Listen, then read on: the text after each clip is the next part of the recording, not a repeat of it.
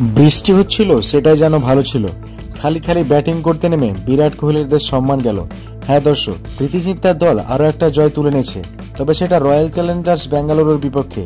14 ওভারের থ্রিলারে হাড্ডাহাড্ডি ম্যাচ হয়েছিল, তবে শেষ পর্যন্ত জিতে গেছে প্রীতি জিন্তার পাঞ্জাব কিংস। উল্লেখ্য যে প্রথমে ব্যাট করতে নেমে শুরুতেই ব্যর্থ ফিল সল্ট, এরপর ব্যাপকভাবে হতাশ করেছেন বিরাট কোহলি।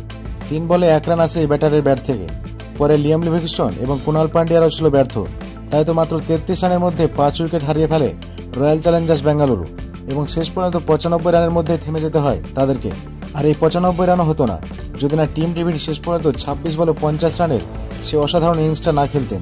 আর জবাবে ব্যাট করতে নেমে পাঞ্জাব কিংসের শুরুটাও ভালো ছিল না। শুরুতে ফিজান পপ সিমরান 9 বলে 13 রান করলেন এই ব্যাটসম্যান। এরপর ব্যর্থ ছিলেন আরেক ওপেনার প্রিয়াঙ্ক সরোরা।